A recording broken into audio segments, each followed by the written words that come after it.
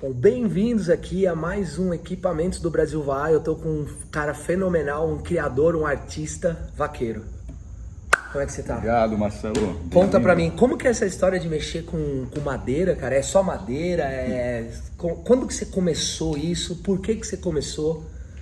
Explica pra gente, tá nascendo uma OC1 de madeira, tem pranchas que eu tô vendo aqui por todos os lados. Que paixão é essa? Olha, é difícil contar uma longa história, mas acho que tudo começa lá atrás, né? Uma vivência assim com meu pai, por exemplo, que era fazer as coisas na garagem, aquela coisa dentro de casa, aprender a construir coisas. Nós reformamos carros em casa, eu era pequeno. Legal. E a molecada passava para jogar bola e eu ficava lá apertando o parafuso. Só que isso ficou. Eu acabei me formando em engenharia e no meio desse processo eu obviamente gostava muito de água, né? Comecei a surfar muito pequeno. Que inclusive foi um baita de um velejador que eu sei, de um windsurf. O windsurf foi um grande, vamos supor, veículo para tudo isso, porque no meio da engenharia eu consegui um estágio numa fábrica de vela. Olha, que legal. E era bem na época que o windsurf estava crescendo e os equipamentos eram muito caros. Sim. Então eu comecei a perceber que a gente poderia fazer velas de mais performance usando tecido nacional e material nacional. Então aí que entrou um pouco assim, unir o que eu gostava com aquilo que eu estava estudando. Então comecei a estudar mecânica de fluidos, arquitetura naval, todo tipo de elemento que ajudasse eu a entender como é que funcionava uma embarcação, porque eu tinha que no fim do dia construir vela. Claro, claro. Nesse processo não ficou só nas velas de windsurf, mas o projeto de velas de escuna para Bahia, que eram coisas assim totalmente enormes, diferentes, gigantes. E você tinha que estudar tudo isso? Tudo, plano vélico do barco, toda a configuração de deslocamento do barco, quer dizer, foi uma ciência à parte. Eu usava o que eu estudava para aquilo lá. Interessante. Então assim, o projeto em si, ele surgiu naquela época. Eu tive que estudar design de veleiros. Uau, que então, maravilha. Tudo que dizia respeito a como se comportava um casco, essas coisas. Aí eu comecei, obviamente, a olhar para o windsurf também. O windsurf estava em plena evolução. Década de? 80. Vamos embora, 80, legal. Comecei a velejar em 79, aí foi o resto da vida. Foram intensos, assim, 30 anos investindo mesmo, viajando foi para o Havaí. Fora, várias vezes, né? E a gente estava carregando, assim, o esporte e aprendendo com ele. Que legal. Isso fez criar uma paixão muito grande por pranchas, né? Tanto é que nesse fluxo todo eu nunca deixei de surfar, mas o principal era o windsurf. Aí veio stand-up, antes disso o kite, né? Kitesurf. O stand-up trouxe uma possibilidade de voltar para a água, unindo um pouco aquela coisa de ficar de pé na prancha já, segurar um remo, e eu comecei a gostar de remar quando surgiram as corridas de aventura, porque sempre foi aquela coisa do esporte, né? Em 2002 ou 2003, me falha a memória, foi acho que a primeira grande prova que a gente teve de corrida de aventura em Angra. Sim. Onde as nossas canoas foram divididas pela primeira vez, né? A gente tinha canoas inteiriças e entendi. Que legal. Tínhamos que ter 25 canoas nessa largada. Caraca. E aí as canoas não dobravam as curvas das estradas, tiveram que serrar no meio. Acho que é mais ou menos essa história. Que legal. Tive que fazer curso obrigatório com o Fábio Paiva, todo mundo teve que fazer para poder participar da prova. Então foi lá, 2002, 2003, me lembro a data. E o remo foi interessante porque assim, todos os outros esportes dependiam do quê? Ou do vento ou das ondas, né? O remo já nem tanto. Então aquela vez que você investia, ia para a praia e não tinha nenhuma coisa nem outra, você podia remar. Interessante. Então as coisas foram se somando, mas eu nunca larguei a ideia de fazer alguma coisa, adaptar alguma coisa, porque a gente não tinha equipamento. Claro, então era uma necessidade, vela, né? O primeiro stand-up foi uma acomodação de uma prancha de windsurf. Óbvio que não deu certo, mas depois... mas assim foi. E a canoa, né? A canoa, a partir daquela data lá, nunca mais parei de remar o VAA. Lógico. Eu acho que foi 2008, fiz a minha primeira canoinha com o Diego. Está aqui no clube, inclusive. Que legal. Aqui foi a primeira canoa a vir para cá, até hoje ela é preservada. Que legal. E eu falo para todo mundo cuidar dessa canoa, porque ela foi a primeira uma relíquia. a vir para cá. E aí a madeira? E essas madeiras, cara? Porque isso é uma arte, na minha opinião, assim, milenar, né? De trabalhar com madeiras. Os povos antigos faziam isso, né? E você tá... E é assim, pô, você tá fazendo... Eu tô olhando aqui pra canoa. É a coisa mais linda que tem. Como é que é isso? Por que fazer uma OC1? Qual que é a ideia? As pranchas de surf também, eu quero uma prancha de surf de madeira. Tudo começou com a prancha, porque em 2016 eu estava visitando até aqui uma feira que tinha em São Paulo, que era o Board Trade Show. E lá de repente, eu tô com meu filho bom surfista, olhando as pranchas, o Shaper, famoso, todo mundo por ali. E de repente ele me puxa, eu fiquei paralisado com o stand do Davi Weber. Davi Weber, e eu nunca tinha visto aquilo. Imagine várias bancadas ali, as pessoas construindo. Eu parei e fui perguntar. Claro. O que é? O que está acontecendo aqui? Não, a gente fabrica, né, faz as pranchas de madeira, mas são workshops, você aprende a fazer. Falei, quando é o próximo? Porque aí juntou justamente aquela coisa de você ter a possibilidade de fazer algo e num material diferente. Claro. Agora, por que a madeira? Aí vem o outro lado. Todas as viagens que eu fiz, ou para velejar, as idas ao Havaí, a gente via muito a questão tradicional e original, a história, as origens. E eu sempre gostei de pesquisar isso. E não tem como você evitar de observar como as canoas eram feitas. Existiam lá as canoas de coa, a gente ia lá ver. Mesmo aqui no sul e aqui no interior de São Paulo, a gente tem as canoas caiçaras, feitas de um pau, a canoa de um pau só. Então aquilo já me despertava a atenção, como é que elas são construídas? Então você via aquelas variações. Claro. E aí quando eu vi aquele negócio todo do Davi, eu falei, eu quero fazer isso. Por sorte, 2 meses depois eu estava fazendo, era em Florianópolis, a família da minha esposa é toda de Florianópolis, eu sempre ia para lá. E aí ficamos amigos e eu fiz pranchas e um dia ele me incentivou a fazer a canoa. Vamos fazer uma canoa, Luiz? Vamos? Aí ele foi atrás de projeto, a gente, não é esse, é outro, não. Aí você fez mais de uma, né? Essa aqui já é a segunda e eu participei da construção de pelo menos mais 4. Que legal. A história vai um pouco mais intensa, mais louca. Interessante. E aí sim, eu fazendo pranchas e fazendo canoas, você só vai vendo o quanto você não sabe, o quanto tem de aprendizado por trás disso tudo. E um dos ramos do aprendizado é a marcenaria em si.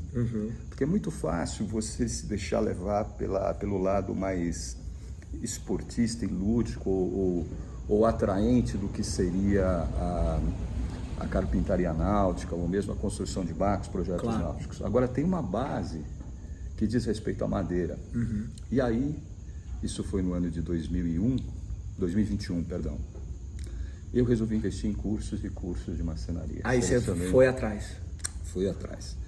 Fora os que eu já tinha feito, workshops com o Davi, eu comecei a fazer minhas coisas em casa, mas eu resolvi aprender mais sobre o que seria fazer uma marcenaria fina. Né? E aí você vê por vários ângulos. Você tem o lado moveleiro, você tem o lado de carpintaria, você tem técnicas muito específicas. A gente está falando da técnica de carpintaria para a construção de uma canoa? Não necessariamente. Não necessariamente? Não, e aí que vem a parte interessante, porque Marcelo tem muito conhecimento aqui. Eu vou falar um pouco mais sobre isso depois, que seria o que? A construção de barcos e canoas de madeira. Tem muito conhecimento específico.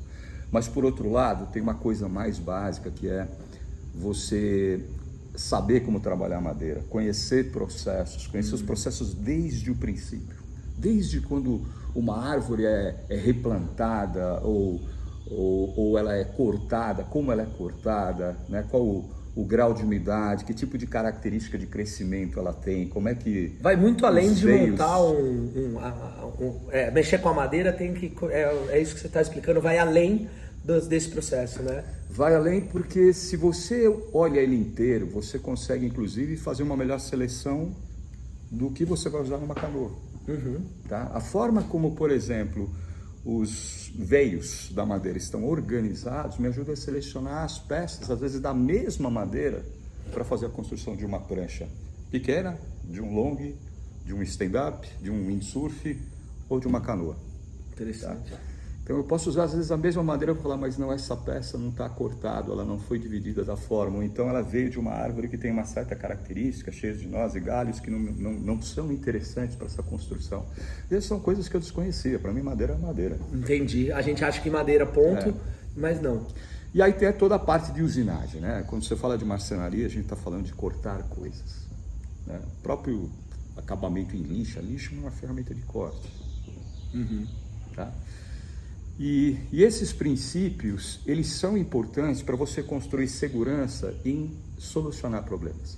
Então aí vem inúmeras outras técnicas de serra de fita, de cortes, de geração de blank, topejamentos e infinidades aí da marcenaria. Eles ajudam a você a solucionar problemas que você vai encontrar quando você começa, por exemplo, a ter que construir cascos, fazer curvaturas. O que é muito interessante na carpintaria náutica ou nesse tipo de trabalho que a gente faz, é um negócio chamado curvas. Curvas? As curvas são lindas, né? Você olhar uma prancha que tem curvas harmônicas, um casco de uma canoa, quando eles se assentam, quando você vê aquilo acontecendo, são maravilhosos. Agora, você tem que curvar uma madeira. Não é tão simples. Tem várias formas de você fazer isso. Até a própria madeira, como ela está organizada, a madeira que você selecionou, ela vai ajudar você a ter sucesso nesse processo ou não. Eu não sei, tem aqui, depois a gente pode ver, eu tenho uma peça ali, uma caixa. Aquilo é na verdade, uma caixa de vapor, um dos processos de curvar a madeira. Para fazer a curva. É no vapor, e eu tive cursos sobre isso. Que interessante. Tem vários mestres, o Fernando Belchior é uma pessoa que me ensinou muito, uma pessoa a quem eu recomendo, talvez o mais estruturado hoje em termos de passar uma informação robusta e com detalhe, com segurança. Quando a gente fala que são cortes, a gente está fazendo cortes, a primeira coisa que a gente tem que cuidar é segurança, equipamentos de proteção, os processos corretos para conduzir, os procedimentos corretos. É muito fácil você, frente a uma ferramenta elétrica, se colocar em risco se você não souber o que fazer. Claro, claro. Poeiras, coisas desse tipo. Você está dando uma dinâmica interessante, porque a gente vê uma canoa de madeira construída, a gente acha que é simples, né? Pega a madeira, corta as tiras, junta elas aí e vai. Mas tem uma história antes de começar o processo de construção e estudo, né? Muito legal essa cena. Se você está curtindo aí, já dá um like, né? E assina o canal, né? Não esquece disso. Vai ter as informações do Vaqueiro aqui para você chamar ele para construir prancha e qualquer projeto maluco que você queira de embarcação, né? Com certeza. Vamos fazer o seguinte. E como que nasceu a ideia, o Serginho com você, para fazer essa OC1? Aí vocês pegaram uma canoa, tiraram a ideia dela, não copiaram ela, Vamos mergulhar na OC1 linda que a gente está olhando aqui. E como que foi assim? Como nasceu?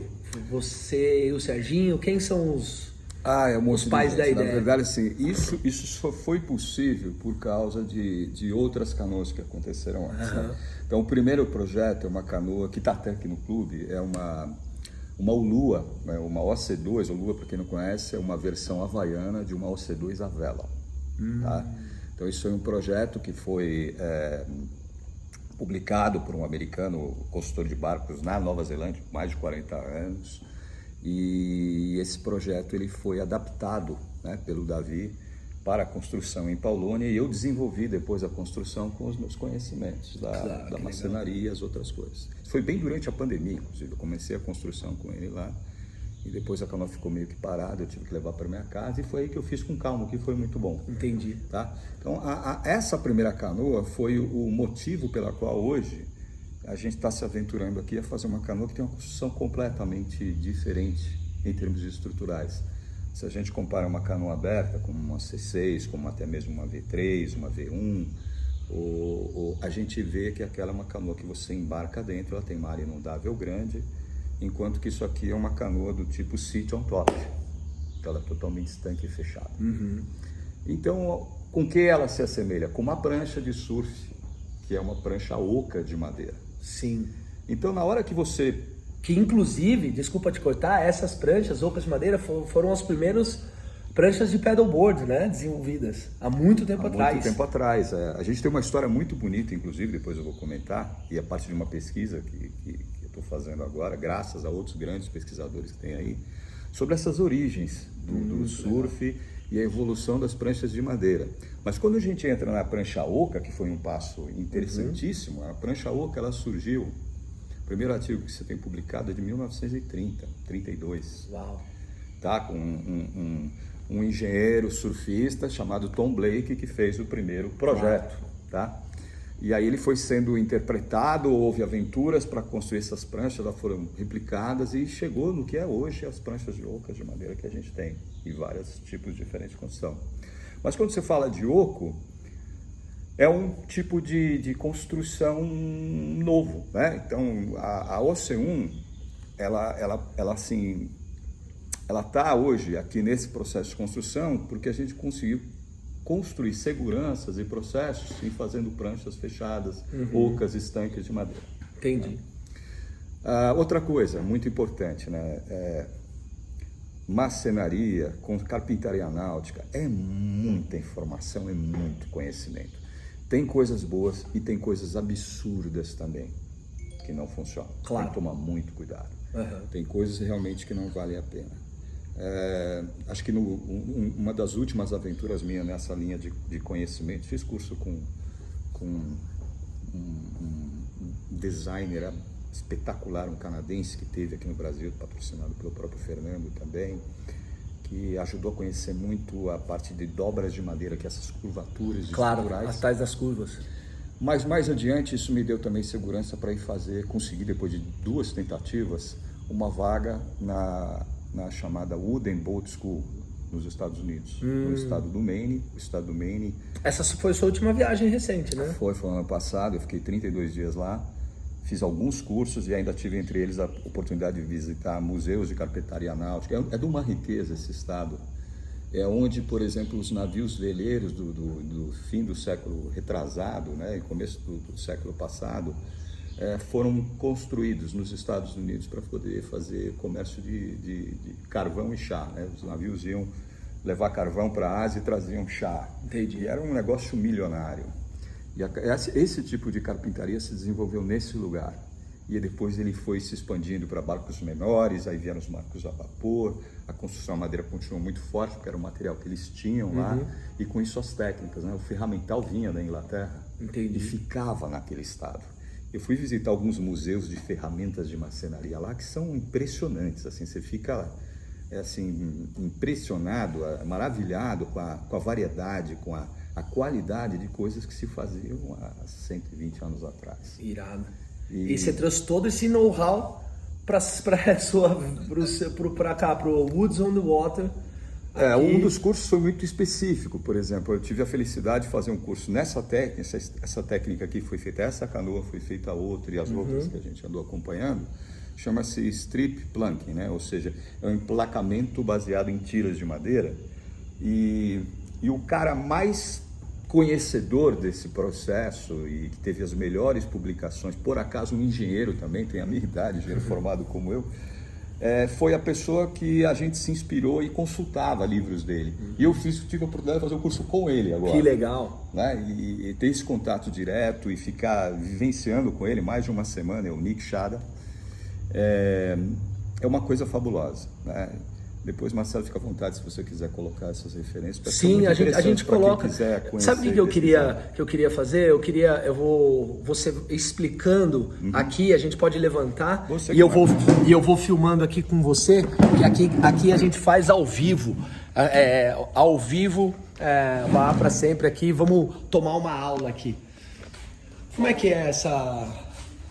Vamos olhar a canoa, então eu falei do strip planking, aqui a gente consegue ver bem, né? Essa é uma montagem onde a gente constrói o costado da canoa um empilhamento de pequenas ripas. Tá. Essas ripas são cuidadosamente preparadas para poderem encaixar umas nas outras, né? E ser feita uma colagem sobre o que são os nossos moldes, né? Aqui, ó, isso aqui é um molde sobre o qual a canoa é construída. A canoa, na realidade, ela é construída emborcada, ao contrário, quase todas as canoas construídas nesse processo são feitas assim. E a partir daí, a gente segue uma série de cuidados e processos para fazer com que a canoa não deforme, que ela tenha o que seria aí a a necessária impermeabilização, né? Então, tem processos que utilizam aqui material composto. Sim. Nós usamos na madeira a resina epóxi. Lá de fora a gente pode ver bem, ela já tem aqui um acabamento, isso seria a primeira laminação em epóxi. Quantas laminações vão vir aqui? Aqui É uma camada só de tecido, tem alguns pontos de reforço. E o principal justamente é isso, é saber aonde você vai colocar material, aonde você vai colocar estrutura para não criar um elemento pesado, né? A gente no fim quer uma canoa que seja leve, que seja E funcional. como que você chegou nessa espessura aqui, ó? Isso é empírico. É empírico. É empírico. Por exemplo, o Lua, a C2, a vela você imagina que obviamente tem um estresse muito maior, claro, né, de forças. Sim. A gente usa em torno aí de uns 30% a mais de espessura do que tem aqui. Aqui nós estamos falando aqui de um pouco mais de uma etapa, 4 milímetros, 4 milímetros e meio, né? Naquela chega de 6 a 8, você pode ter. Nesta madeira. Agora, tudo depende também de como você vai utilizar os reforços. Por exemplo, aqui a gente está construindo algumas peças que são estruturais. Essas aqui já não são formas, elas vão estar suportando o nosso cockpit, que a gente vai sentar, né? E elas ao mesmo tempo ajudam você a dar a estrutura necessária para a canoa. Então, quando você pensa que madeira eu vou usar, qual a espessura da madeira, eu tenho que pensar em todo o projeto já, para ver como é que eu vou compensar com amarrações estruturais no design da canoa um elemento que pode ser então aliviado, ele pode ser mais frágil, claro, mais fraco. Na verdade, ele não é fraco, ele é leve. Leve, é diferente. É leve, é diferente. É diferente. A gente, como eu falei, a gente escolhe madeiras que tenham características de rigidez, né, ou firmeza longitudinal. E você usou um tecido que você falou com fios, né, com alta qualidade, né? Sim, são um tecido leve, mas com fio de alta qualidade, é um fio que é bastante limpo, bastante puro, né, um fio importado, o tecido é feito no Brasil. O tecido nacional também é muito bom, é possível ser utilizado, né? Vocês mudaram o design, né? Um pouco, né? Essa canoa o design, boa pergunta, o design. O design é inspirado no que há assim de mais moderno em oceano. Inicialmente a gente queria fazer uma canoa downwind, né? Inspirado aí numa Ares, uma Huracan. Aí durante o projeto, não vamos fazer uma canoa downwind, nós estamos aqui na represa de Guarapiranga. Então vamos fazer uma speedeira. Mais adaptado aqui. Então aí entra um outro ponto importante, né? A gente não consegue trabalhar em elementos como esses outros aqui todos se a gente não conseguir projetar. E para isso tem sim os softwares que a gente usa para aí sim alterar. Então houve um software 3D para poder criar o ambiente. E bastante. Olha, a gente gastou bastante tempo fazendo essas avaliações. Que legal. A ideia é sempre você entender o porquê que uma canoa funciona bem, né? Por que essa aqui tem essa característica? É só linha d'água, é o comprimento da canoa. Por falar em linha d'água, essa aqui tem mais linha d'água, né? Essa tem um pouco então, mais. Se tem mais linha d'água, a gente que veleja, teoricamente, vai andar mais, né? Gasto, né? Se eu não colocar curvaturas assim, que possam segurar, mas a linha d'água realmente vai ajudar bastante.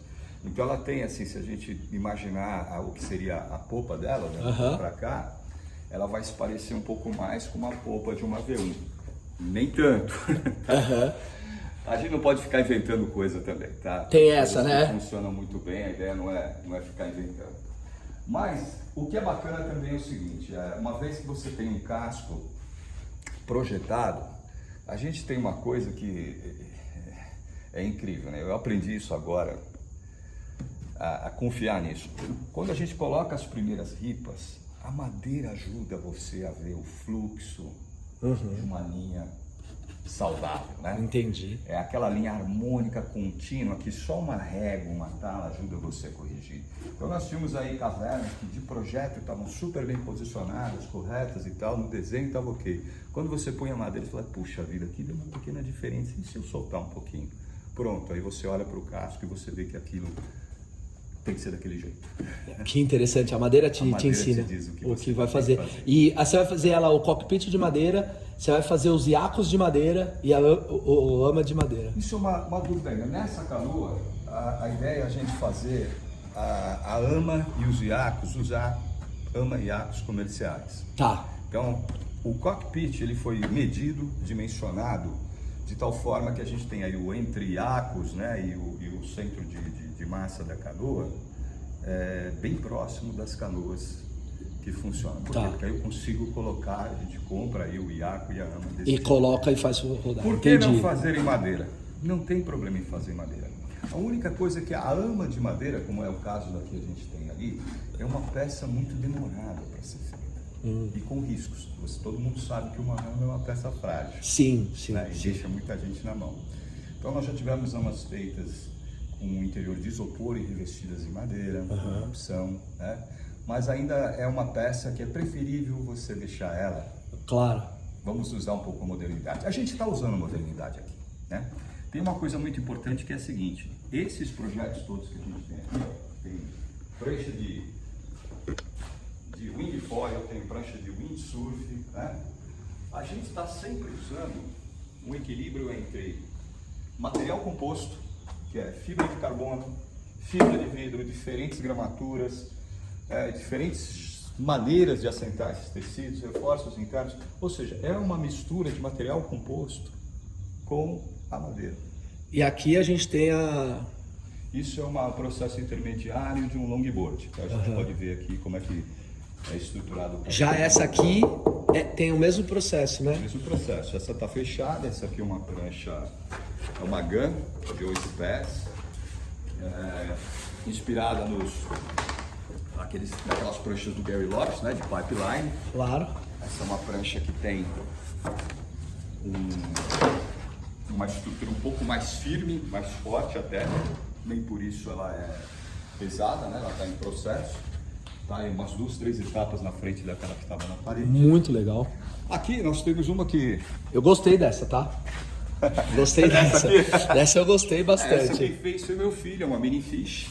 Tá? Esse projeto inclusive do Davi.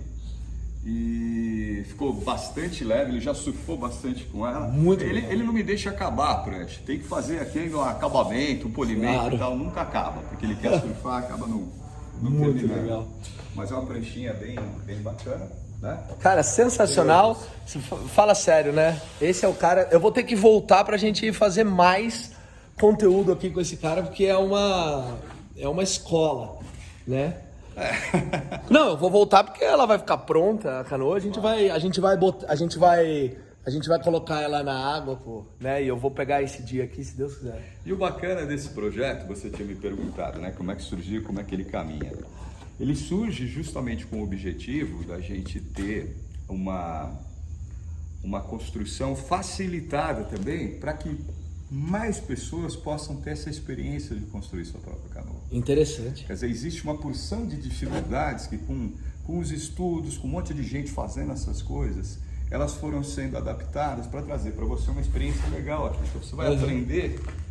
A gente sempre aprende juntos, né? Mas a gente vai estar aprendendo esse método de construção, vai entender como uma canoa se forma e ao mesmo tempo vai ser um processo bastante digestivo, bastante facilitado. Quando que você acha que ela vai para a água?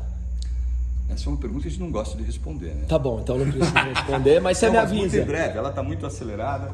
Aqui, na verdade estamos fazendo de 2, 3 pessoas, né? No máximo, é revezamento, os amigos estão vindo aqui, estão participando. E o Rogério, que agora saiu, tá difícil administrar a ansiedade dele, todo dia ele quer dormir aqui, né? Mas esse é o ponto, a gente tem que cuidar da ansiedade, porque é um negócio tão apaixonante. Claro, tem que curtir o processo. E você vai dormir já pensando, poxa, amanhã eu vou fazer mais aquela parte, já tô quase colando aquilo, tô quase fechando aquela etapa.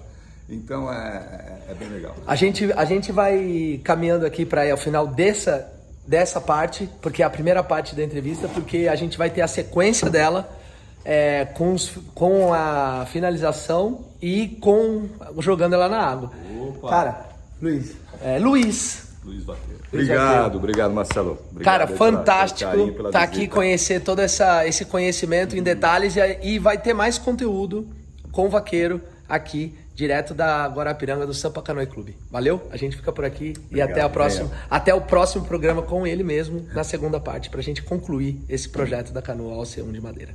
Valeu. Legal.